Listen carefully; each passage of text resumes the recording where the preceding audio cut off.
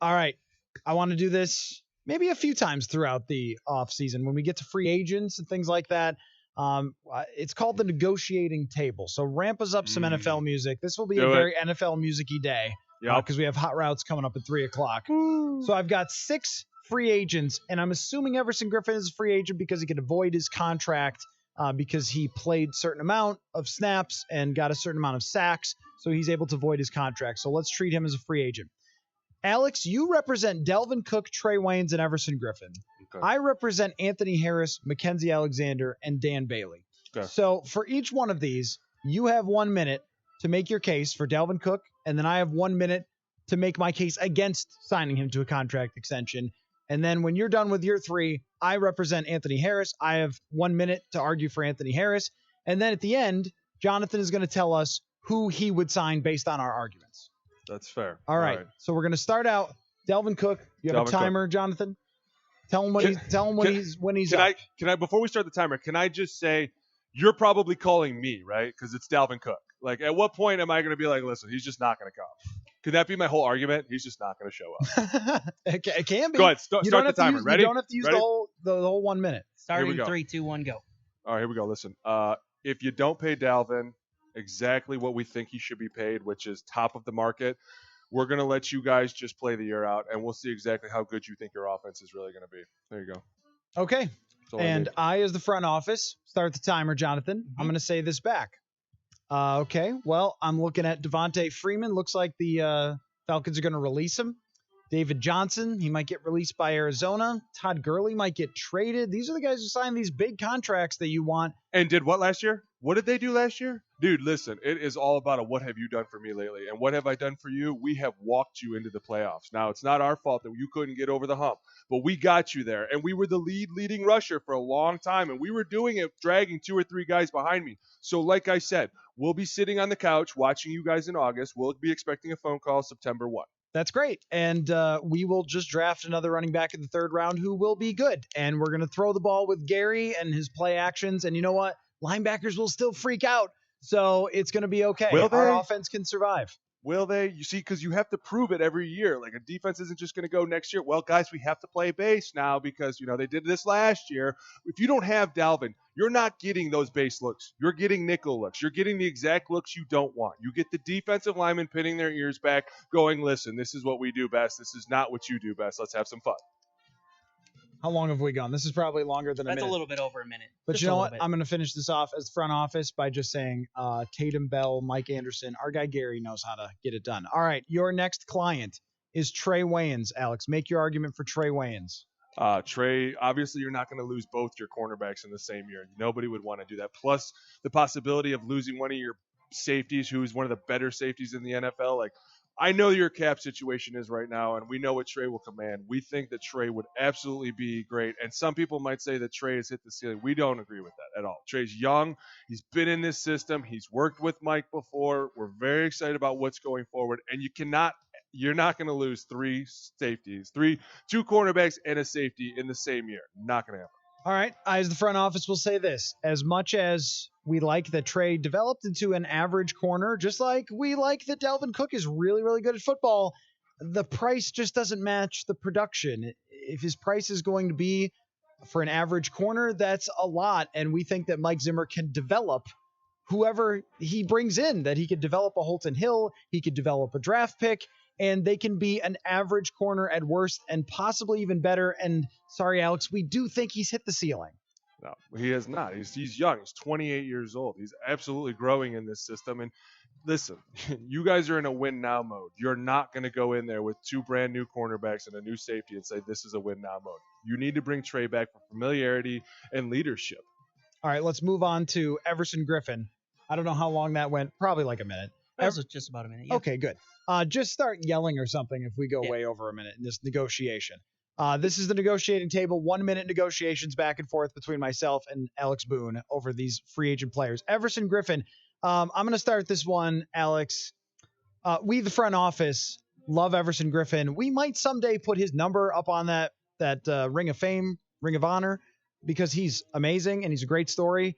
But the age thing is an issue. Second half of last year, he wasn't quite as good, and we wish him a good day, but it's hard to make an argument to pay him these kind of dollars again with a guy who's this age. Listen, I understand what you're saying, but here's my question. Can Daniil still be the pass rusher he is without Everson on the field? We don't know because we haven't really seen it. But we're just saying that when Everson's on the field, it becomes a lot harder for an offense to scheme against you. And not only that, but Everson's been helping the back end too because he got 8 sacks last year. And people might scuff at that, but that's a lot more than a lot of other defensive ends got. And he's out there making tackles on run plays. He's out there taking on defense or offensive linemen. Come on, listen. This defense is way better with Everson out there. He is way more of a name for people to fear, and he absolutely shows up week in.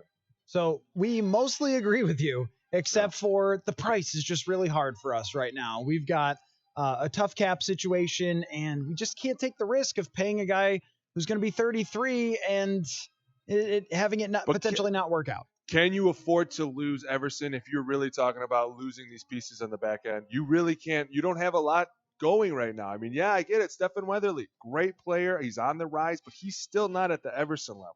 It's just not. In our opinion, we feel like this defense takes a few steps back without Everson. That's a minute. Okay. All right. Now to my clients. Let's go. I represent Anthony Harris. He led the NFL in interceptions and is the playmaker that you always dreamed of having next to Harrison Smith. We always wondered, what if you got a real legit ball hawk? Guess what? My guy, real legit ball hawk. And even with your corners playing subpar this year, still one of the better passing defenses overall in the NFL. Why? Because these safeties playing together was awesome. You want to keep that together. If you want to have a safety blanket for your unsure cornerback situation, you have to re-sign Anthony Harris. We at the organization, along with Coach Zimmer, feel like Mike's had top 5 defenses without Anthony Harris in the back end. We know what we're doing. We've done this before. I'm not sure if you guys think you're going to rodeo us around a little bit, but we have one of the masterminds as head coach, and he's had a top defense without a lot of guys on there, and he'll find the next safety. So I understand what you're saying. He's great. He's had a lot of interceptions this year. We had a great time. We could find another guy. Safeties are not a problem. Yeah, this is a guy who's been in your system a long, long time, and he's got this unique chemistry with Harrison Smith. I mean, Harrison makes people better for sure, but how many guys can be in sync like Anthony Harris was? It's pretty valuable. I think he's worth it. I don't think so. We agree. We agree that he is one heck of a player. No question. We love him. But moving forward, we're going to have to say that we're going to take our chances because we're going to develop the next Anthony Harris, next to Harrison Smith. All right, on to my next client, Mackenzie Alexander. Nickel corners, they play all the time now. And if you don't have one, teams are going to line up good receivers in the slot and just smoke you. And guess what? I know you guys are great at developing corners. Nickel corners take a while. That's why, remember Terrence Newman at age 49 playing nickel corner? That's because it's not easy. And it's taken several years for you guys to develop my client, Mackenzie Alexander, into a solid nickel corner. Now it's time to pay him. You can't just draft a guy or pick someone up off of the scrap heap and throw him into that situation in Zimmer's defense. You have to keep Mackenzie Alexander. You know what? We just got off the phone with Terrence Newman, and he's coming back. Thinking about coming back. Listen, you're coming off injury. If you think you're getting paid at the top level, it ain't going to happen. Because once again, we have a guy here we're going to bring. We got Harrison back there. We're thinking about changing up our whole defense, our whole approach to how we're going to do things. We're going to find another nickel. This is nothing new. We're good. Listen, you got hurt. It happens. You're mad at us. You want to test free agency. You test it. You let us know what you find. We're probably not going to be the suitors for you. Okay, my final client. I gave myself on purpose because it's my game. I was going to say this is so hard. You can't listen. Yeah, let me come back. Let me Dan, make my case. 27 for 29. Most of your kickers have been terrible throughout the history of your organization, so you better re-sign Dan Bailey. Listen, we're talking to guys about restructuring right now. We'll get back to you by 3 o'clock. There you go. All right, Jonathan, you decide. You are Spielman. I guess Alex was playing the AGM there, or I was. We were playing George Payton for the Vikings, making the cases. Now Spielman gets to decide. He's heard both sides, who he's going to sign. Who would you sign based on our arguments? I'm not signing Dalvin Cook. I'm okay losing a star running back because I don't want to pay the price that you have to pay to get that guy in, just because the production that other star running backs who've had big contracts, they haven't really produced for those big contracts. I'm okay losing Dalvin Cook and and gambling on another running back because they can be found. Trey Waynes, I'm not signing. I don't want to spend that much money. There is something to be said about a guy who's consistently average at that position. You always need that. But I want to spend my money on Anthony Harris. If I'm going to bring it back anybody in that secondary, it's going to be Anthony Harris because him and Harrison Smith back there are fantastic, and I don't want to lose that. So my money in the secondary is going towards Anthony Harris. I'm not bringing back Everson Griffin. The age. You lost Jeez. all of them. I just Sorry. I was bound to. I age- gave you the hardest ones on purpose. The age concerns me. I'm not a fan of the age. I'm okay with losing him because I like what the development of the other guys along that or that defensive line have done.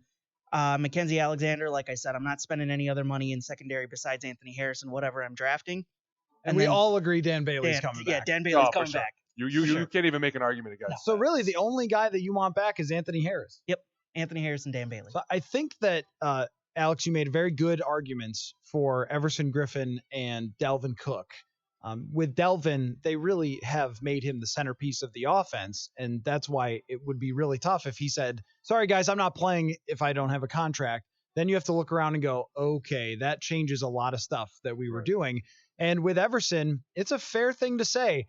It hasn't been in part Hunter's success because everyone is so focused on Everson Griffin. He is truly a monster over there, and they have to shift protections that way. And the Vikings try to design it to force teams to shift protections to his side. That's why I think a lot of times we go, how did Danielle Hunter get lined up on a tight end? Oh, they set it up that way. Right. I mean, that's the credit to Zim. He's using his defense. And listen, eventually you have to start paying everybody. And that's why you don't see the same team every year in the Super Bowl just destroying people because contracts come up and you're like, listen, like the situation they're in now, 12 million over and you have 18 guys leaving. Like, and not only that, but you have to make decisions on other guys. Like that's a lot. And this is what we talked about is sometimes these guys, these money guys are so smart, like a Brzezinski, where they can keep pushing it down the road and pushing it down the road. But eventually it comes up where it's like, listen, guys, we really can't push it anymore. Like we're kind of strapped out now. We have too many young players that are on the rise. We have to keep signing these guys. Like Declan last week was talking about trading Harrison Smith to keep Anthony Harris. Like those are huge decisions you have to seriously consider.